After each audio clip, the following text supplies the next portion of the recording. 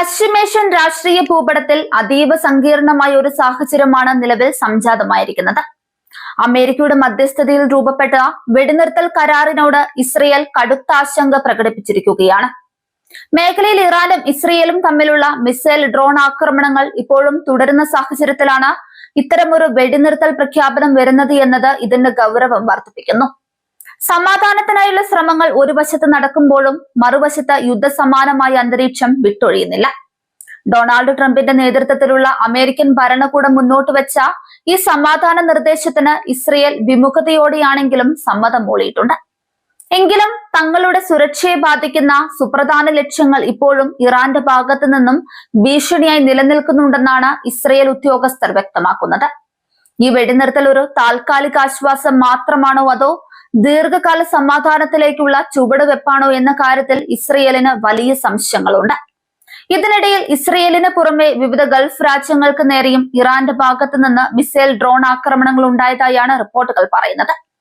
Qatar, United Arab Emirates, Saudi Arabia എന്നീ രാജ്യങ്ങളുടെ വ്യോമ പ്രതിരോധ സംവിധാനങ്ങൾ ഈ ആക്രമണങ്ങളെ പ്രതിരോധിച്ചതായും വിവരങ്ങൾ പുറത്തുവരുന്നു. ഇത് സംഘർഷം കേവലം രണ്ട് രാജ്യങ്ങൾക്കിടയിൽ മാത്രമല്ലാതെ മേഖലയിലാകെ പടരുന്നതിന്റെ സൂചനയാണ്. വിവിധയിടങ്ങളിൽ സ്ഫോടന ശബ്ദങ്ങളും സൈറണുകളും മുഴങ്ങുന്നത് ജനങ്ങൾക്കിടയിൽ വലിയ ഭീതി പടർത്തുന്നുണ്ട്. വെടിനിർത്തൽ കരാർ ഇന്ന് മുതൽ പൂർണ്ണമായി പ്രാബല്യത്തിൽ വരുമെന്ന കാര്യത്തിൽ ഇപ്പോഴും വ്യക്തത കൈവന്നിട്ടില്ല. ആക്രമണങ്ങൾ തുടരുന്ന പശ്ചാത്തലത്തിൽ ഈ സമാധാന കരാർ എത്രത്തോളം പ്രായോഗികമാകുമെന്നത് വലിയൊരു ചോദ്യചിഹ്നമാണ്. സമാധാനത്തിനായുള്ള ഈ നീക്കം വലിയൊരു പരീക്ഷണത്തെയാണ് ഇപ്പോൾ അഭിമുഖീകരിക്കുന്നത്. ഇസ്രയേലിനെ സംബന്ധിച്ചിടത്തോളം ഇറാന്റെ ആയുധശേഖരം തകർക്കുക എന്നത് തങ്ങളുടെ നിലനിൽപ്പിന്റെ ഭാഗമാണ്. എന്നാൽ അമേരിക്കയുടെ സമ്മർദ്ദത്തിന് വഴങ്ങി വെടിനിർത്തലിന് തയ്യാറാക്കേണ്ടി വരുന്നത് അവരുടെ സൈനിക തന്ത്രങ്ങളിൽ മാറ്റം വരുത്താൻ നിർബന്ധിതരാക്കുന്നു. ഇറാൻ തങ്ങളുടെ മിസൈൽ കരുത്ത് പ്രദർശിപ്പിക്കുന്നത് തുടരുന്നത് ഇസ്രയേലിനെ കൂടുതൽ പ്രകോപിപ്പിക്കുന്നുണ്ട്. ഇത് കരാറിന്റെ ലംഘനമാണെന്നാണ് അവരുടെ വാദം. ഗൾഫ് രാജ്യങ്ങളിലെ വ്യോമ പ്രതിരോധ സംവിധാനങ്ങൾ ഉണർന്നു പ്രവർത്തിച്ചത് വലിയൊരു ദുരന്തം ഒഴിവാക്കാൻ സഹായിച്ചു. സൗദി അറേബ്യയും UAEയും തങ്ങളുടെ ആധുനിക പ്രതിരോധ സംവിധാനങ്ങൾ ഉപയോഗിച്ച് ഇറാന്റെ നീക്കങ്ങളെ പരാജയപ്പെടുത്താൻ ശ്രമിക്കുന്നു.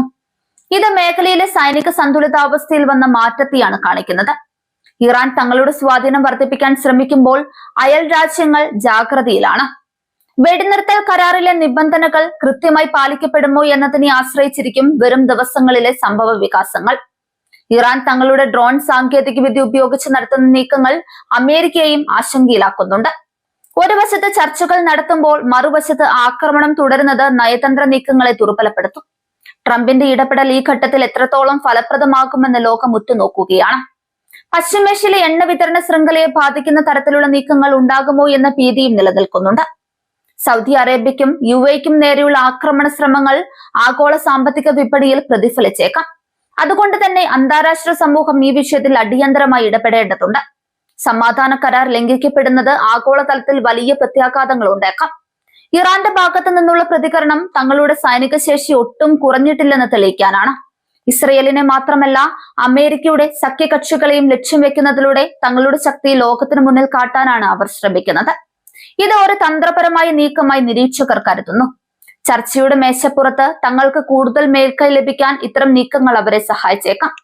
ഇസ്രയേൽ പ്രതിരോധ സേന തങ്ങളുടെ അതിർത്തികളിൽ കനത്ത ജാഗ്രത തുടരുകയാണ്. വെടിനിർത്തൽ നിലവിലുണ്ടെങ്കിലും ഏത് നിമിഷവും തിരിച്ചടിക്കാനുള്ള തയ്യാറെടുപ്പിലാണ് അവർ. തങ്ങളുടെ പ്രധാന നഗരങ്ങളെ ലക്ഷ്യം വെച്ചുള്ള ആക്രമണങ്ങളെ ഒരു തരത്തിലും വെച്ച് പൊറപ്പിക്കില്ലെന്ന് അവർ മുന്നറിയിപ്പ് നൽകുന്നു. ഇത് സമാധാന കരാറിന്റെ ആയുസ്സിനെ കുറിച്ച് ആശങ്കയുണ്ടാക്കുന്നുണ്ട്. മേഖലയിലെ സമാധാന ശ്രമങ്ങൾക്ക് ഈ പുതിയ സംഘർഷങ്ങൾ കനത്ത തിരിച്ചടിയാണ്. ചർച്ചകളിലൂടെ പ്രശ്നപരിഹാരം കാണാൻ ശ്രമിക്കുന്ന നയതന്ത്രജ്ഞർക്ക് ഈ ആക്രമണങ്ങൾ വലിയ വെല്ലുവിളിയാണ് ഉയർത്തുന്നത്.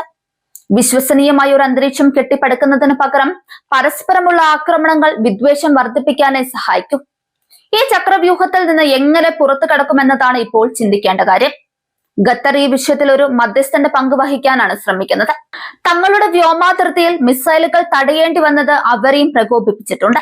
എങ്കിലും സമാധാനത്തിനായി ഇറാനുമായും അമേരിക്കയുമായും അവർ ചർച്ചകൾ തുടരുന്നു. ഗൾഫ് മേഖലയിലെ സമാധാനം തകർക്കാതിരിക്കാൻ ഖത്തർ വലിയ പരിശ്രമമാണ് നടത്തുന്നത്. അമേരിക്കയിലെ രാഷ്ട്രീയ മാറ്റങ്ങളും ഈ വിഷയത്തെ സ്വാധീനിക്കുന്നുണ്ട്. ട്രംപിന്റെ അമേരിക്ക ഫസ്റ്റ് നയം പശ്ചിമേഷ്യയിലെ സൈനിക ഇടപെടലുകളിൽ മാറ്റം വരുത്തിയിട്ടുണ്ട്. ഈ വെടിനിർത്തൽ കരാർ അദ്ദേഹത്തിന്റെ ഒരു വലിയ നയതന്ത്ര വിജയമായി ഉയർത്തിക്കാട്ടാനാണ് വാഷിംഗ്ടൺ ശ്രമിക്കുന്നത്. എന്നാൽ താഴെത്തട്ടിലെ യാഥാർത്ഥ്യം ഇതിൽ നിന്ന് വ്യത്യസ്തമാണ്. വെടിനിർത്തൽ കാലയളവിൽ ഉഭയകക്ഷി ചർച്ചകൾ നടക്കുമെന്ന റിപ്പോർട്ടുകൾ ഉണ്ടെങ്കിലും അതിനുള്ള സാഹചര്യം ഇപ്പോഴില്ല.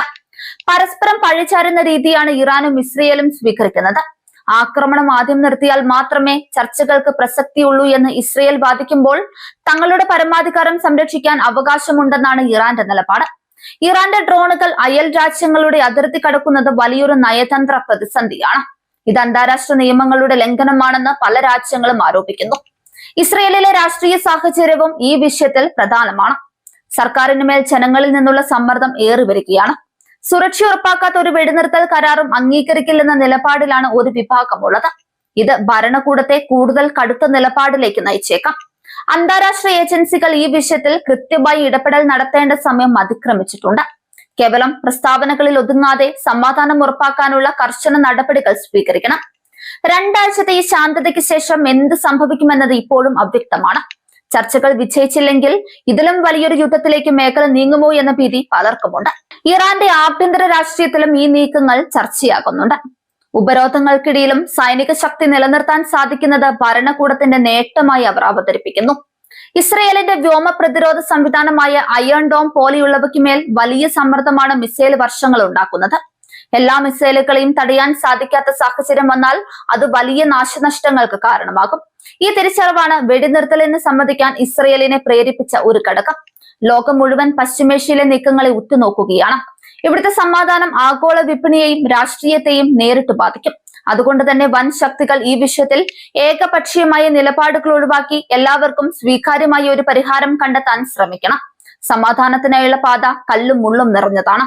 ഇറാനും ഇസ്രയേലും തമ്മിലുള്ള ചരിത്രപരമായ ശത്രുത മാറ്റിവെച്ച് ഒരു പുതിയ തുടക്കത്തിന് അവർ തയ്യാറാകുമോ എന്നതാണ് കണ്ടറിയേണ്ടത്.